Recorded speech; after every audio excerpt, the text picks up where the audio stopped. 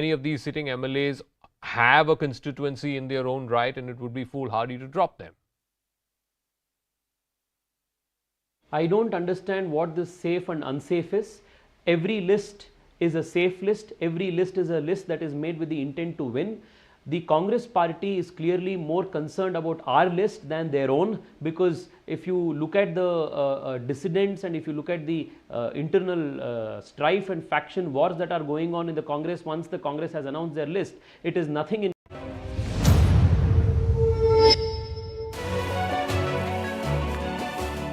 Hello, Namaskar. This is First Post and you're watching Vantage with me, Palki Sharma.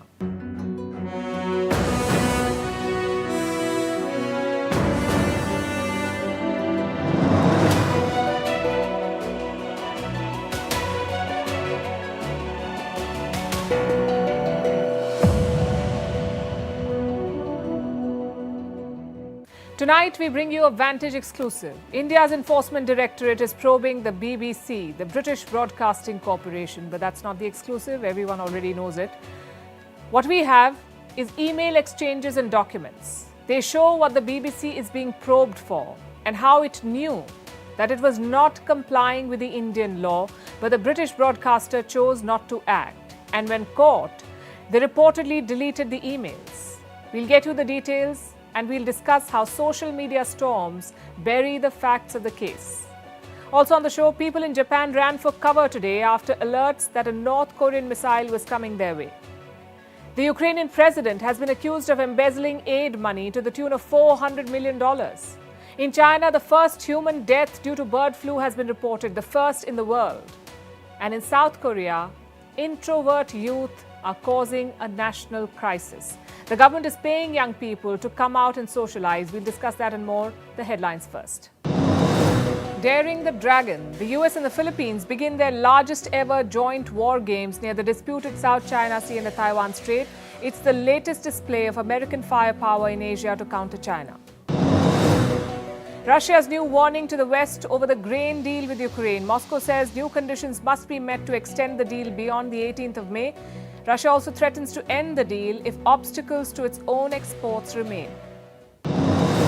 Students in Chile clash with the police over a new law. The law calls for harsher punishment for crimes against officers. Critics say it will increase incidents of police abuse. Pilots of Pakistan's national carrier threaten to go on strike over non-payment of salaries even during Ramadan. The airline is facing a severe cash crunch. Donald Trump sues his former lawyer Michael Cohen. The former US president is seeking $500 million in damages for breach of contract. Trump's hush money payments to porn star Stormy Daniels were coordinated by Cohen.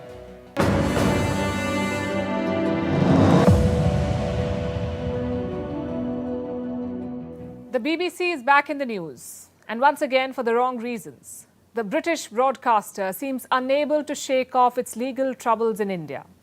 First, it was the tax authorities. In February, they carried out surveys at BBC offices in India. And today, it's the Enforcement Directorate. They're probing the BBC. They've accused it of foreign exchange violations. A case has been registered, and so far 6 employees of the BBC have been questioned. This includes one of the directors of the BBC's India operations.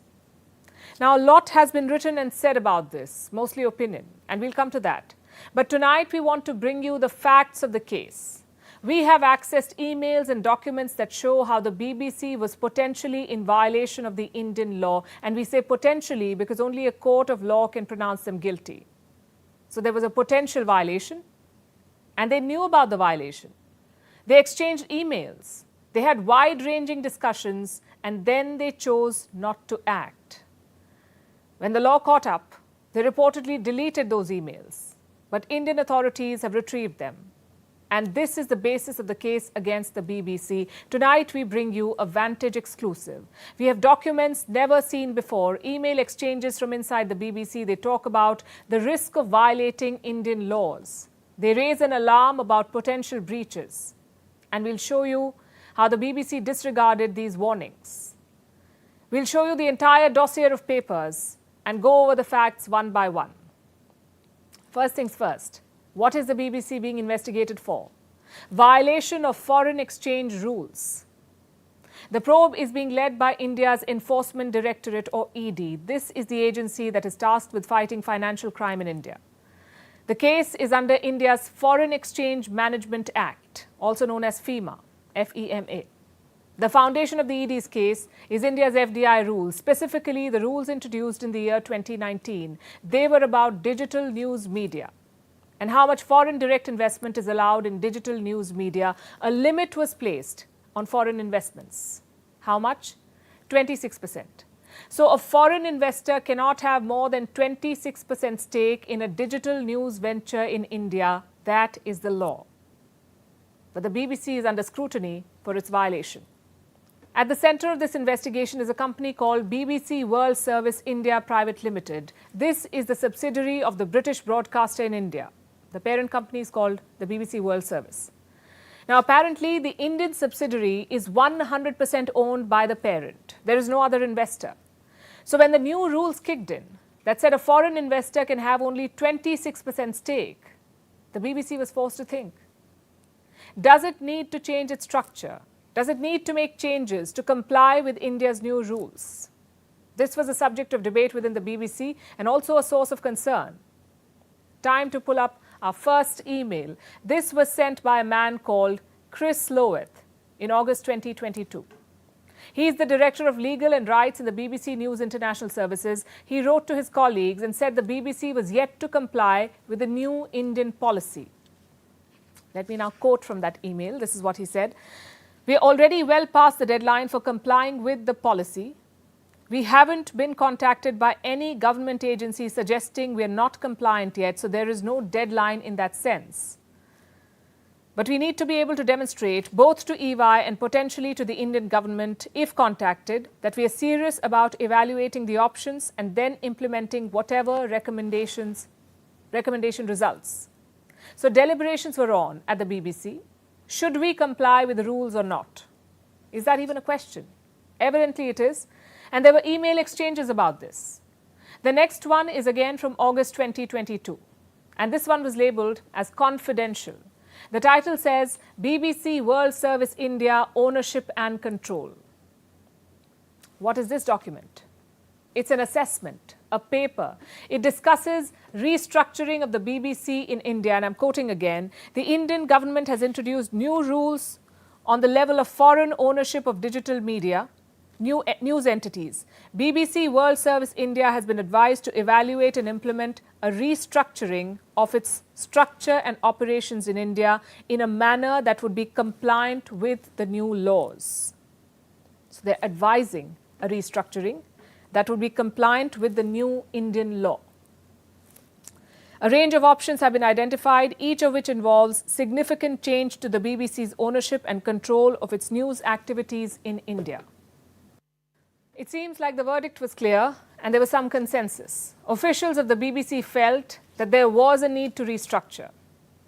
And they had this conversation 3 years after the new rules were introduced. The paper had more, and I'm quoting again. Legal advice provided in December 2020 was that since news and current affairs content was at the time being uploaded to YouTube channels by BBC World Service India, BBC World Service India was likely to be viewed as a digital media entity. And this paper also cited precedent. It goes on to say, some digital media news entities have shut down operations in India, example Yahoo News and Huffington, and others have restructured holdings or operations to comply with new foreign investment laws. So there was legal advice and there was precedent. But what did the BBC do? Initially, it decided to not bring any changes. Again, I'll quote from the papers.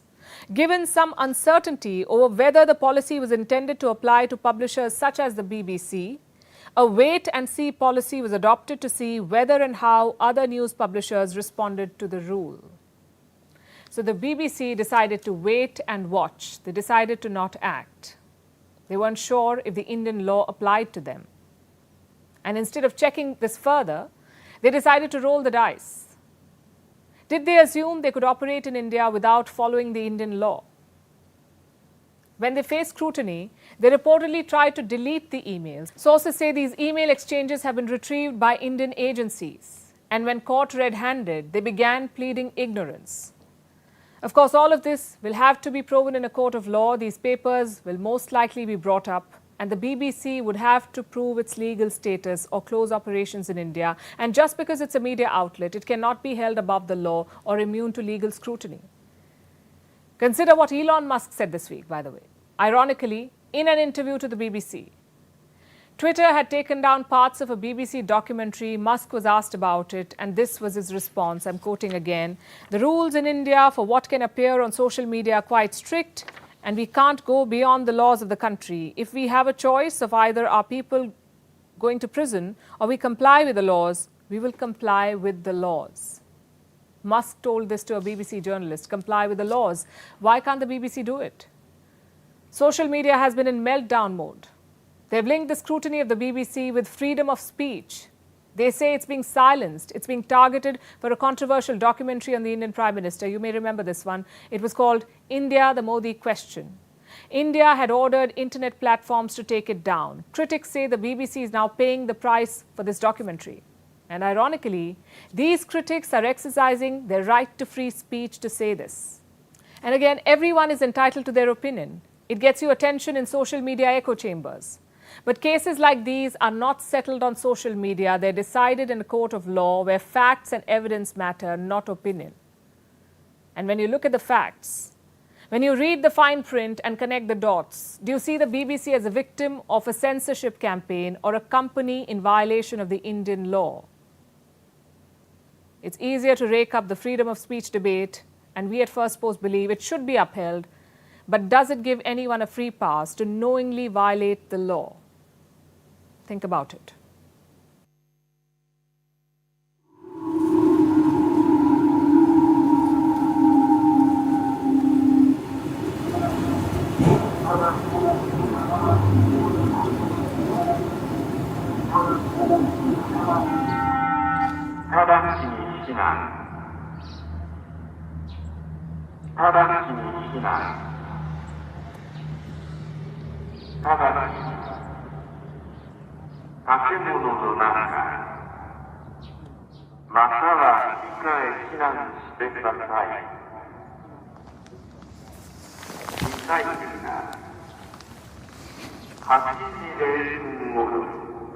Imagine waking up to that. Orders for emergency evacuation. And this wasn't a drill, it was happening for real. In Japan's Hokkaido, residents were told this morning to run for their lives. A missile was headed their way, and they were asked to run for cover. At around 7:22 today, North Korea is believed to have launched at least one ballistic missile, possibly an ICBM-class ballistic missile, from an inland area in North Korea at a high angle toward the east. There was fear and confusion. An alarm was sounded in Hokkaido, but soon the evacuation orders were lifted. Local authorities said they made a mistake and the missile was not coming towards Hokkaido after all. So the alert was a false alarm, and for the moment everyone is safe. But they got a chilling foretaste of what could be in store for them. They live in a dangerous neighborhood. Russia, China, and North Korea, they're all spoiling for a fight. Today's panic was courtesy North Korea. They're testing missiles almost every day, it seems. It's become such a regular affair that the news doesn't evoke much of a reaction. But the events of this morning prove that the world cannot afford to be bored with an impending catastrophe. The people of Japan are living in fear. Pyongyang is said to have tested a new weapon, a new kind of ballistic missile. South Korea is worried too. For a week now, they've been trying to call the North. But the North Koreans refuse to take their calls. It has raised suspicions. Is Kim Jong-un planning something big, something more dangerous? What's on his mind? Does he just want attention, or is he trying to start a conflict? Tonight, we'll bring you our assessment, starting with the details of the latest missile test. It happened around 7:30 a.m. today, 7:30 a.m. local time. The missile was fired from a place near Pyongyang, and it fell into the waters east of North Korea. Our military detected an intermediate-range or longer-range ballistic missile fired from around Pyongyang towards the East Sea at around 7:23 a.m. today. Today is the 13th of April.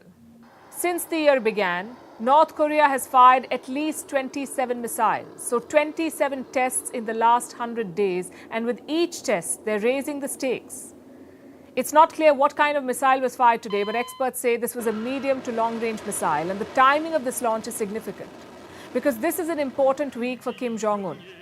North Korea is celebrating his 11th year in power. He was declared the leader in 2012, 2 days after his father died of a massive heart attack. This week, North Korea is also celebrating the birth anniversary of Kim Il-sung. He was Kim Jong-un's grandfather, the founder of the country, its first dictator. He ruled for 48 years. And his birthday is the biggest holiday on the calendar for North Korea. Pyongyang throws a big party and uses it for propaganda. It flexes its military muscle. And this latest missile test could be part of that. But Japan does not want this to be passed off as just another show of strength. Listen to what they said. This launch is an outrageous act that escalates the provocation against the entire international community, and a series of actions by North Korea, included repeated launches of ballistic missiles, threatens the peace and security of our country and the international community. It is absolutely unacceptable. Japan is calling it an outrageous provocation and absolutely unacceptable.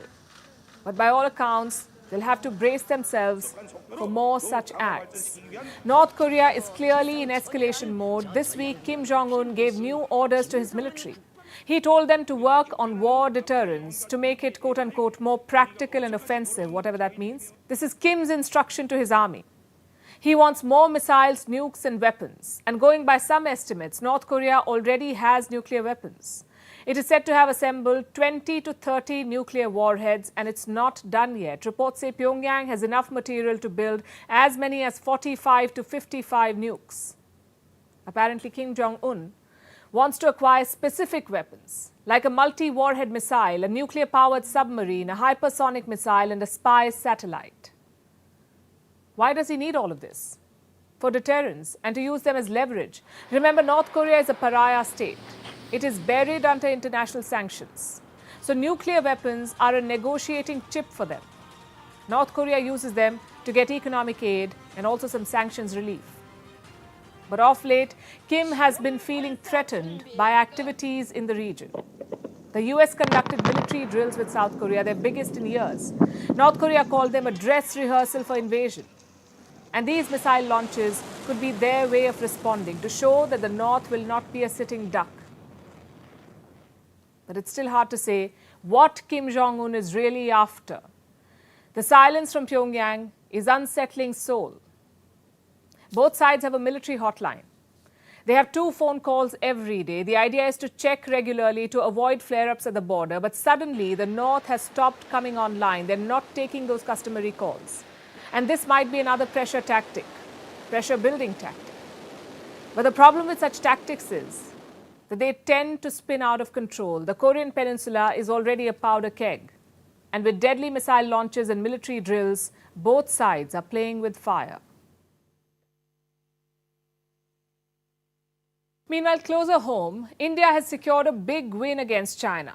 This is in Bangladesh. India and Japan have joined hands. They're building a deep-sea port in southern Bangladesh. And this port is of great strategic value. It could serve as a linchpin for India and Japan in their bid to counter China. We're talking about the port of Matarbari. It's in the Bay of Bengal, in the Cox's Bazar district. India and Japan are jointly developing it. The port will have a container terminal and a coal-fired power plant. The project is expected to be completed in 2027. It's a win-win for all sides, really. It will help not only Bangladesh, but also India and Japan. For Bangladesh, this project has a huge upside. This port will take a major load off the Chittagong port. It will be their first deep-sea port, one that can host large vessels. For India, it will be useful for the northeastern states. The port will open up new supply chains. It has the potential to turn the region into a large industrial hub. And what's in it for Japan? A gateway to South and Southeast Asia. Recently, Japan pushed a new proposal, a plan to develop an industrial hub in Bangladesh. It would connect India's landlocked northeast with the rest of the world. The plan was presented by the Japanese Prime Minister. Remember, he was in New Delhi last month. Prime Minister Fumio Kishida delivered a speech. He spelled out Japan's new vision for the Indo-Pacific. The next horizon is South Asia, including India. The Northeast India, which is surrounded by land, still has unexploited economic potential. Viewing Bangladesh and other areas to the south as a single economic zone, we will provide the Bay of Bengal Northeast India industrial value chain concept in cooperation with India and Bangladesh to foster the growth of the entire region. That's the vision. And Kishida did not waste any time. Soon after leaving India, he began working on his plans. Japan has approved fresh funding. This is for infrastructure projects in Bangladesh. And it will cover the commercial port in Matarbari, also create trade links to nearby Indian states like Tripura. Tripura is a northeast Indian state. It's about 100 kilometers away from the Matarbari seaport. And how much will Tokyo spend on these projects? Reports say a total of $1.27 billion. So that's the story of the Matarbari port, and this is just one half of the story. The other half features China, how China has lost this round. Beijing had its own plans for a deep sea port in Bangladesh. It wasn't in Matarbari. China wanted to develop a port in an area called Sonadia. It's close to Matarbari, so it would have had the same strategic value. As of 2014, China was on track to win that contract. The project's value was around $8 billion, and China was ready not only to build it, but also to finance the project. This is a textbook case of how China lays its debt trap. Why did they want this port? Two reasons. One is encircling India, and the second is boosting connectivity. Let me tell you about the first reason first, encircling India. And to understand this, all you have to do is look at this map. Pakistan's Gwadar, Sri Lanka's Hambantota, and the port in Sonadia in Bangladesh, where China wanted the project. Had Dhaka agreed to this, China's string of pearls would have been complete. India would have been surrounded by 3 Chinese ports. So that's the first motivation. Reason number 2 was this, connectivity to China's Yunnan. You see, just like India's northeast, China's Yunnan province is landlocked. A port in Sonadia in Bangladesh would have opened sea access to Yunnan. Again, this would have strengthened China's position. It would have helped Beijing pull more trade. But the Sonadia project is not happening. Bangladesh is believed to have dropped the idea. Instead, it chose to work with India and Japan. And this is a victory for New Delhi as it tries to safeguard its interests in the region. Now to the latest in the Ukraine war. A lot is happening there. President Zelensky is under fire for corruption. A new report says he embezzled the aid money. A gruesome video has gone viral. It shows the beheading of a Ukrainian. And does the battle for Bakhmut have a winner?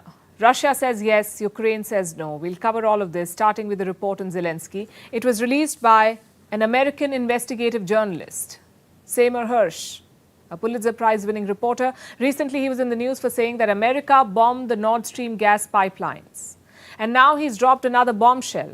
He says Zelensky and his team have embezzled about $400 million. $400 million. Apparently, this was done last year. Do you remember what else started last year? Zelensky began his sacking spree. He fired many top officials, all for corruption. Now the new report says this was done to placate the US. And that American officials knew that Zelensky and team are skimming millions. They wanted the corruption to be more discreet. This is all in Seymour Hersh's report. He says CIA Director William Burns presented a list of 35 names to Zelensky, and some of those people were fired. Zelensky was under pressure from the Americans, so he sacked some of his people. Then Hersh goes on to make other claims, like how Zelensky is actually using American funds to buy Russian oil. He apparently skirts sanctions and uses American funds to get the Russian oil. It seems counterintuitive. Why would he do it? So the obvious question is, how much of the report is true, and how does Seymour Hersh know all of this? He says that his sources are anonymous US intelligence officials. But we'll never know for sure, I guess. So expect public denials and a veto on the investigations. But the truth may not come out anytime soon. And speaking of doubt in the face of disturbing information, there's a horrific video that has been circulating online. We've decided not to show it, and we urge you, for your own peace of mind, to not watch it. The video shows the beheading of a Ukrainian. It was done with a knife, allegedly by Russian soldiers, and they filmed themselves while doing it. It's disgusting and has rightly led to widespread outrage. Zelensky has compared the Russians to ISIS. There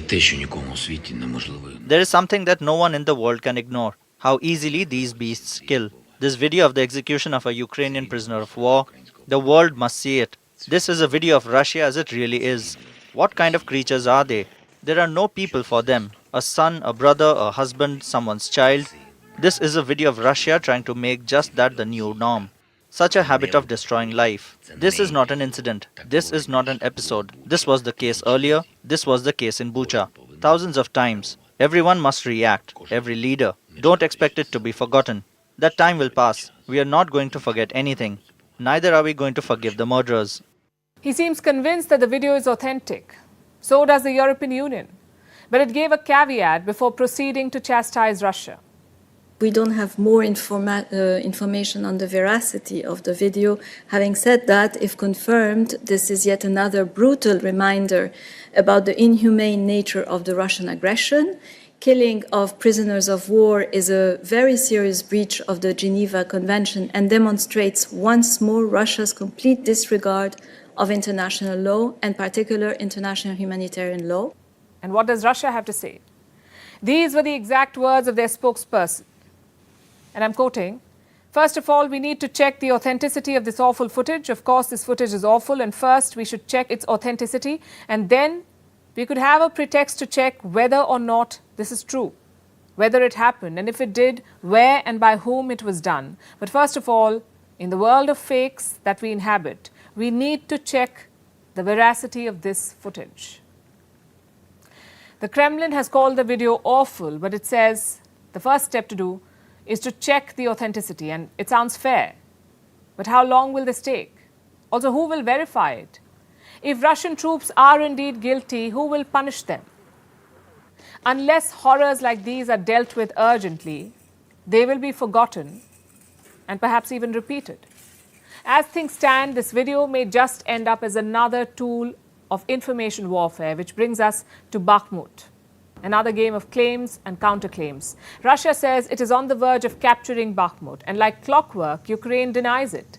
The Wagner group of mercenaries is fighting for Russia here. They're the ones leading the offensive. And they say they control 80% of Bakhmut now. To counter this, Ukraine has released videos. They show Ukrainian soldiers in Bakhmut.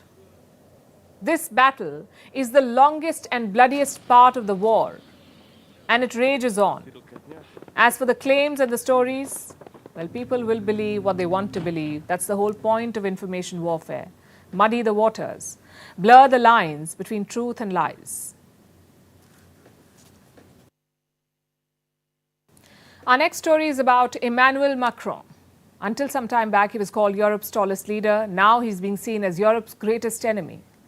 Wherever he goes, protesters greet him. Here's the latest.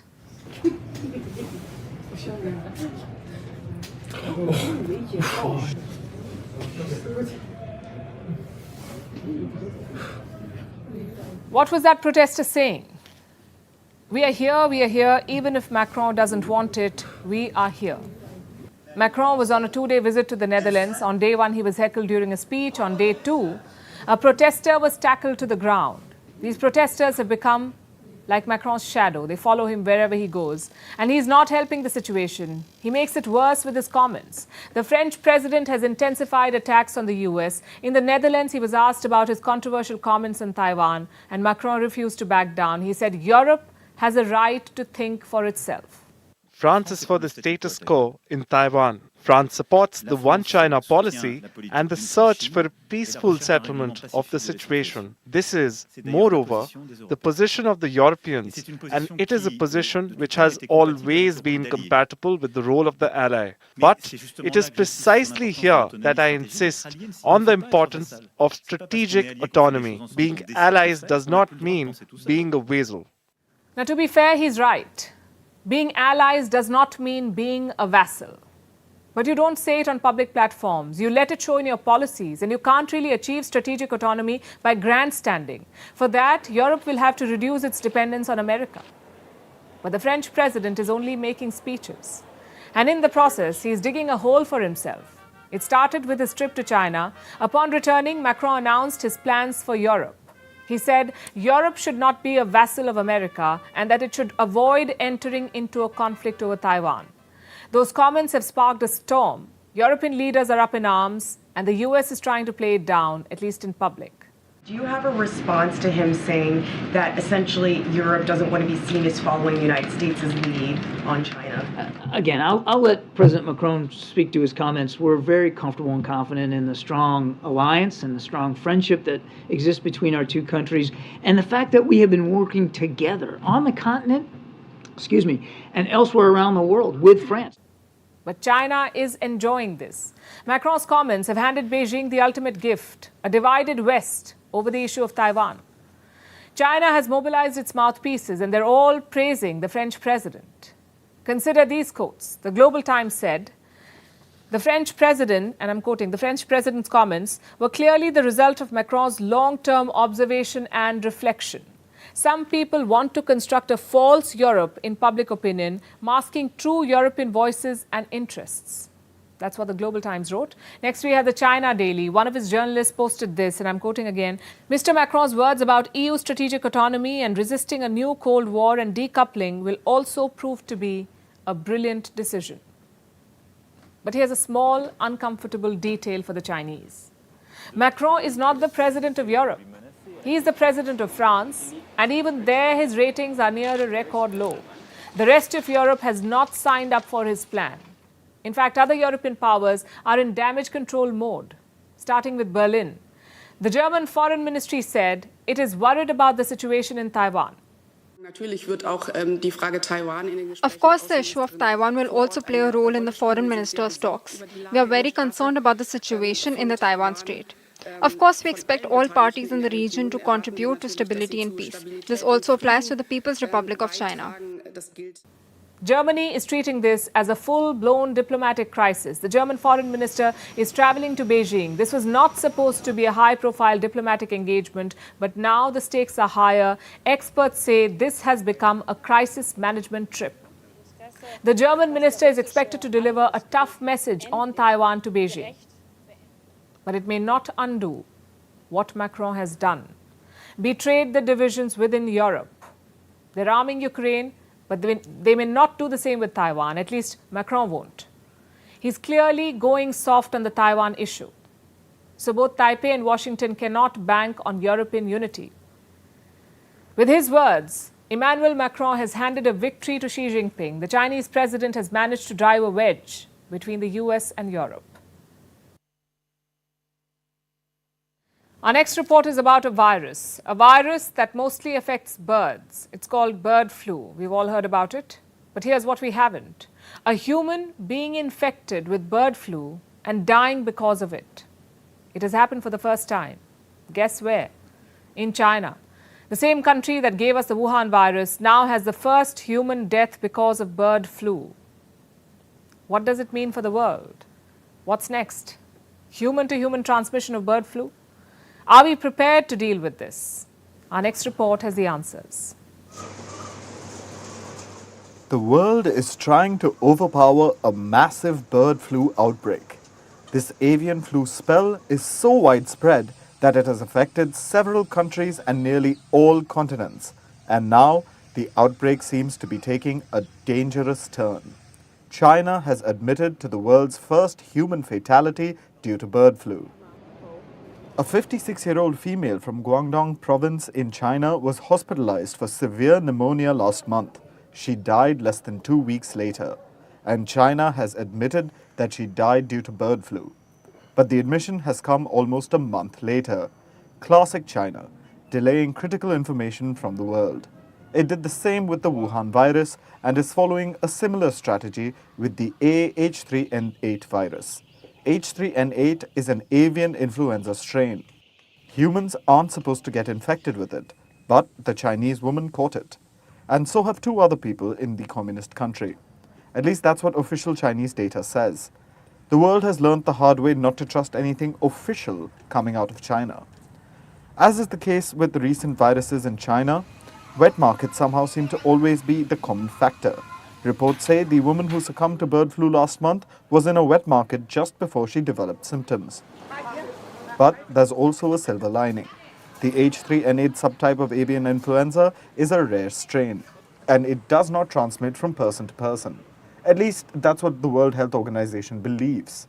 Human infections are usually linked to exposure to infected birds. Humans could also catch the flu if they are exposed to highly contaminated environments, like China's wet markets. The WHO is not panicking yet. It says the risk of bird flu becoming a major public health crisis is low. But pharmaceutical companies aren't taking any chances. They claim they can roll out the vaccine shots within a few months. Vaccine manufacturers like GSK, Moderna and Seqirus say they are already developing human vaccines. The world is struggling to tackle the biggest bird flu outbreak ever.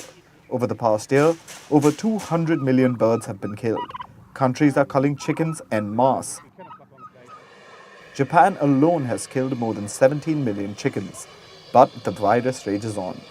While health authorities and institutions like the WHO say the chances of bird flu becoming a pandemic are low, the fear is that existing strains of avian flu could mutate and make their way to humans, sparking yet another pandemic.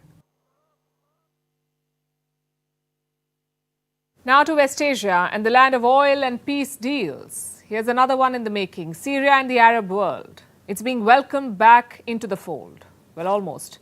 Syria's foreign minister is in Saudi Arabia, the first such visit in over a decade. This follows an agreement. Riyadh and Damascus agreed to re-establish ties and reopen embassies. We told you about it recently. So what's Syria's minister doing in Jeddah right now? Two things. First, finding a diplomatic solution to the crisis in Syria. Consider this statement from Saudi Arabia. The two ministers will hold a session of talks on efforts to reach a political solution to the Syrian crisis that preserves the unity, security and stability of Syria.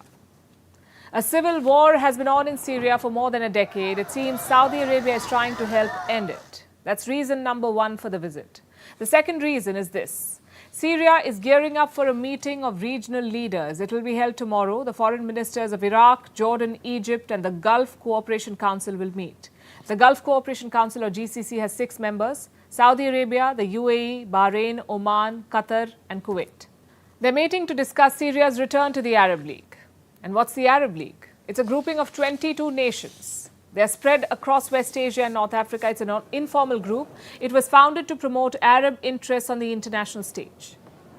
And Syria was part of this Arab League until the year 2011.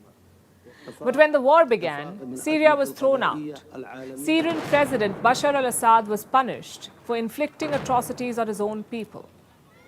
Remember, he used brutal force to quell protests. Millions of people have been displaced in Syria. Assad is even accused of using chemical weapons on his citizens. And Syria is under crippling Western sanctions. It got support from Russia and Iran, and that support has turned the tide in the war in the favor of Bashar al-Assad, in the favor of the regime. And the Arab nations see this. Assad has all but won this war. So they're trying to bury the hatchet. They're thinking about rehabilitating him and re-establishing ties. It would definitely help bring more stability to West Asia. Because this war has meant trouble for everyone. It has spawned radicalized fighters. It has led to a booming drug trade. The Arab nations want to put an end to all of this. They want peace in Syria, but it's not that simple. The reasons for Assad's international isolation have not changed. It's not like his victory can undo his past actions, or that the millions of Syrians who've been displaced by the violence are suddenly safe and prosperous again. So to avoid looking like opportunistic hypocrites, the Arab nations will have to balance their approach, which explains their division. Not everyone is on board on Assad's rehabilitation. Reports say out of the 22 Arab League members, at least 5 are against Assad's return. Morocco, Kuwait, Qatar and Yemen, they don't want Syria back. Egypt too is resisting the move. And they all have their reasons. But let's look at Friday's list of invitees again. Egypt, Qatar and Kuwait will be there. So they're attending nonetheless. Yemen's government is widely seen as a Saudi proxy. And it's Riyadh that is leading the push for Assad's return. So if Friday's talks go well, it's possible that the remaining opponents will fold. And if that happens, Syria would be welcomed back unanimously. And why is that important? After all, this is just an informal grouping. They don't really need a unanimous vote for Syria's return. But they needed to send a message. A united Arab bloc would be harder for the West to ignore. It could help reverse the Western sanctions on Syria. It's because the optics matter. And who knows this better than Saudi Arabia's Crown Prince Mohammed bin Salman? He's trying to unite the Arab world, to make it a global power center. He's trying to normalize ties with Iran, balancing relations with the US and Russia and China. Bringing Syria and Assad back into the global fold will be another achievement to his name. It will further burnish his credentials as a world leader. So you can see why Saudi Arabia is keen on Friday's talks to go smoothly. Before we move on to our next story, we have a question for introverts. What is a large group of people called? No thanks. Well, that jokes aside, about half of the world leans towards introversion. But what happens when it becomes a national concern? The government gets desperate. They could even start paying you to battle hermit mode. It sounds bizarre, but that's exactly what's happening in South Korea. 3% of the South Korean population is considered secluded. These are people between the ages of 19 and 39. That's about 350,000 people. 350,000 people.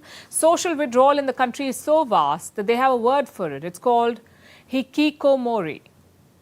And it's only becoming worse since the pandemic. So much so that now the government is concerned. Shut-in youth is being urged to leave their homes, to go outside and to socialize. And they'll be paid for it. South Korea's cabinet has passed a new measure. It applies to those between the ages of 9 and 24. If they qualify as recluses, they will be paid $490 a month. This is a general cost of living. It can go towards education or job counseling or health support. But why is this happening? To reintegrate reclusive youth into society.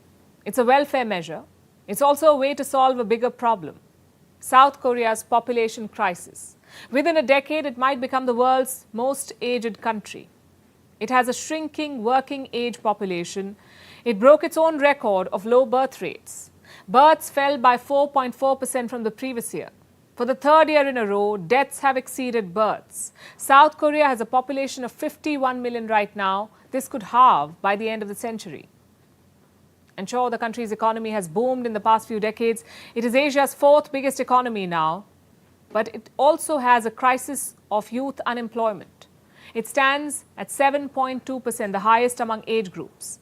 And South Korea is not the only country stuck in this situation. Japan is also suffering from a population decline, with over 1 million living as recluses. Their government says society is, quote unquote, on the brink of social dysfunction. But the story in South Korea is particularly bad, and it's bad because of certain trends. Young people are single, not ready to mingle. They're not getting married. Marriages in South Korea have hit an all-time low.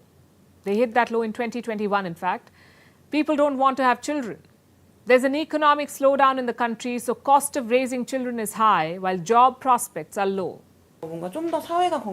I think I can consider a marriage when our society becomes healthier and gives more equal status to both women and men. The government has taken several emergency measures. Apart from pulling the recluse out of their homes, it spent over $200 billion to improve birth rate. People are receiving cash handouts, medical help, affordable housing, shortened career breaks for women, and more job opportunities. But these measures are clearly failing. Experts say policies are not tackling fundamental problems. They don't understand where family resources are being drained. Living costs are sky high. People have limited living space. People can't afford the cost or time spent giving birth and raising children. More people will have children only when the environment improves. They also lack a work-life balance. Most employees work long hours. I had no choice but to quit my job. I had worked for more than 14 years, but I have to take care of my son. If the government continues its policy of increasing working hours in the future, I cannot even dream of having a second child.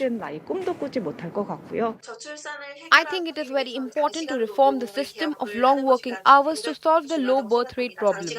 It gives unmarried people a very tiring life, which eventually leads them to avoiding marriage. Another problem is that gender roles are changing, but mindsets are not. Experts say norms are sexist, with women working hard to balance career with motherhood.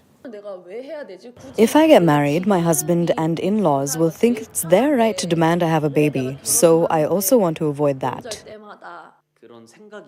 I think husbands need to change their mindset or values a lot in terms of how to raise a child together. Experts also say that immigration policies will be effective. They will help. But South Korea battles multiculturalism. It has been slow to open its borders. And the demographic crisis is snowballing. On top of everything, now people have social anxiety. Like I said, South Korea has spent over $200 billion to fix its population decline, but can throwing money at the problem solve it? So far, it hasn't. Speaking of population crisis, sometimes the other end of the spectrum is also a problem, especially when it's about an urban nightmare. Let's turn our attention to New York. It's an American city home to about 8 million people, known for its baseball, pizzas, towering skyscrapers and rats. Tonight, we'll talk about that last bit. It's impossible to calculate how many rats live in the Big Apple. Estimates from 2014 say about 2 million, but urban legend says there are more rats than people in New York. These rodents are fast, furry and relentless, and they're everywhere, from parks and subways to inside cupboards and walls.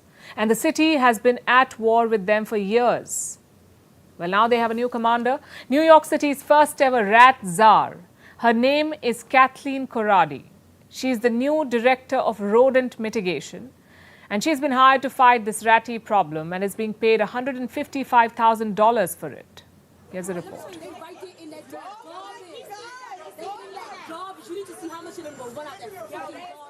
Rattus norvegicus. Sounds like the name of a supervillain, right? That may as well be, because we're talking about New York City's most vicious enemy, common brown rats. Every mayor has waged war against them, and mostly lost. Maybe because these rodents have a secret weapon. They know how to play hide and squeak. But have they finally met their match? Meet New York City's first ever rat czar, Kathleen Corradi. Officially, the new director of rodent mitigation. She's a rat activist and a former elementary school teacher.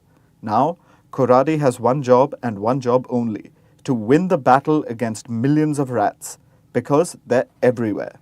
Rats seem to be one with New York, so much so that they even feature in its pop culture. Remember Splinter, the wise martial arts master from the cartoon Ninja Turtles? Or Phoebe from popular sitcom Friends? She wanted to raise the mice living in her cupboard. Or the viral pizza rat, who's seen carrying a large single slice of pizza down the stairs. As cute as these portrayals may seem, rats are a nuisance in New York. You know, we joke about it, but all of you to think about, imagine coming home and opening your cabinet and having a rat come out. Or like those mothers that said to me back when I was the borough president, they came into my office with photos of bite marks on their children, their babies in their carriages. They are a top public concern, along with the likes of crime, homelessness and rising rents. The rats are taking over. They're on the subways, on the platforms. We've got pizza rat. We've got rats everywhere you turn. I mean, I think a lot of it has to do with the sanitation department. They don't pick up the garbage and they leave the streets, you know, ripe for, you know, for rats to be around. I think, well, they put some traps, but I don't know if they're working on. I mean, if they really check the traps very often, or, I mean, not traps, also like a poison, you know, something like that they put in it. But I guess so. I think they need to put more attention on this because it's a lot. There's the obvious ick factor, but more than that, rats spread deadly diseases, which can cause dizziness, food poisoning, and even organ failure. In 1860, a newborn child was mutilated and killed by rats. There are no recent reports of death by rats, but bites are relatively common.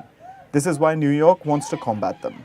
It seems like the city has tried everything, poured in tens of millions of dollars, put up rules limiting how long garbage can sit out, poisoned the rodents, used dry ice to suffocate their burrows, physically tried to catch them, and even deployed a rodent academy that has cadres of foot soldiers with a mission to vanquish these rats. But nothing worked. Now, the hopes of the Big Apple lie with Koradi. She wants to take away food sources for the rats and launch a rat mitigation zone, which will be a $3.5 million project. Rat mitigation is more than a quality of life issue. Rats are the symptom of systemic issues, including sanitation, health, housing, and economic justice. You can't just deal with one part of the problem and call it a day. We need system-wide solutions, strong leadership, and an engaged population to join the efforts. That's where I come in.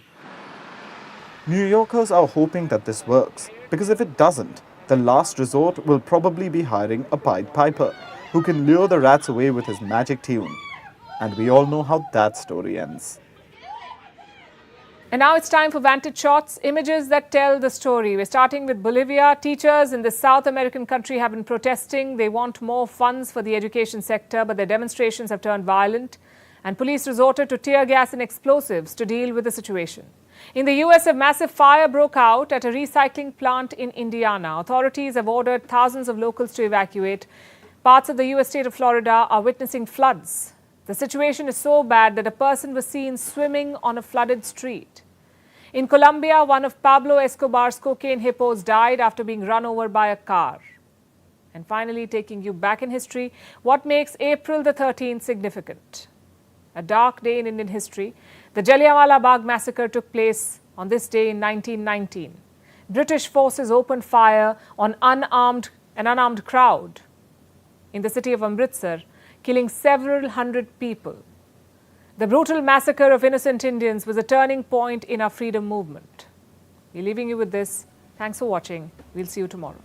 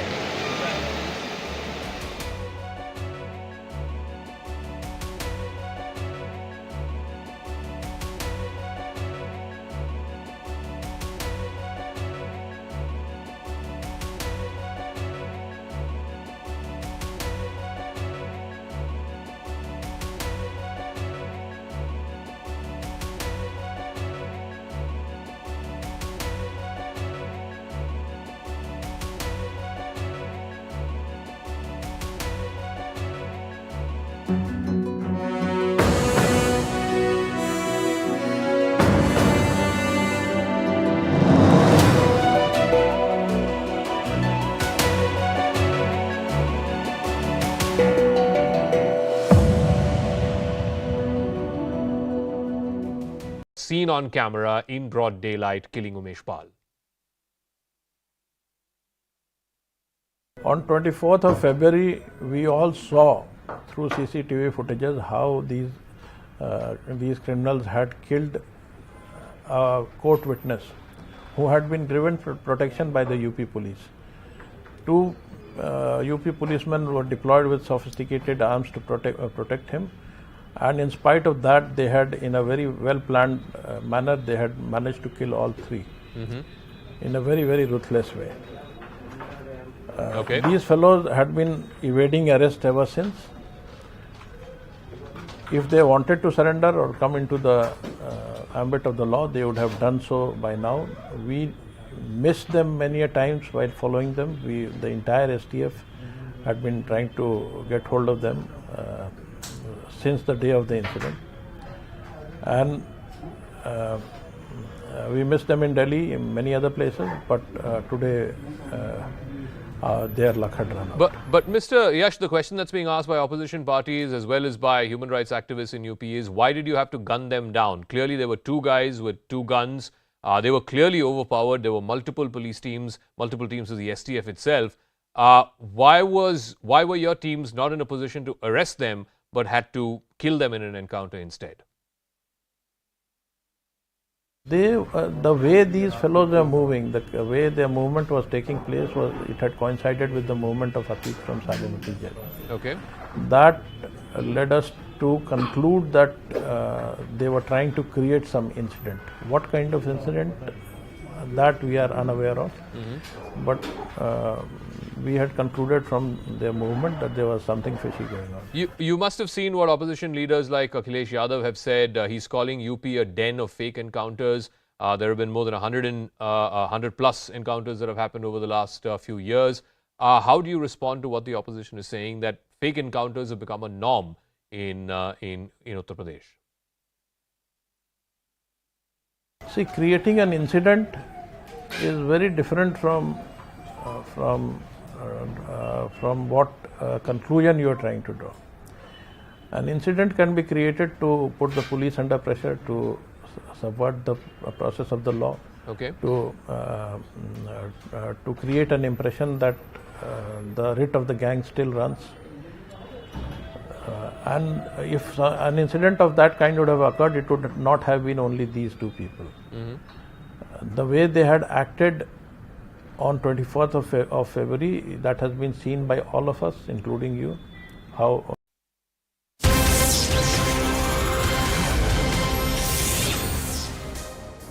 Hello and welcome to the late night edition with me, Ayushman Singh Jomwal. Our top story is coming in from battleground Karnataka, where the rumblings continue in the BJP camp. Now, another BJP MLA has quit.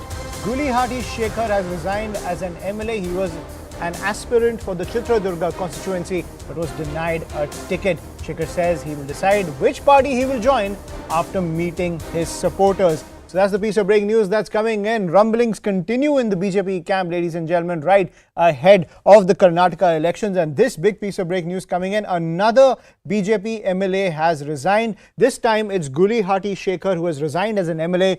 He was an aspirant for the Chitradurga constituency but was denied a ticket. Shekhar says he will decide which party he will join after meeting his supporters. So he's keeping his options open over which party to join next. I'm joined by my colleague Harish on the phone line, who's getting us this piece of breaking news. Harish, give us the details.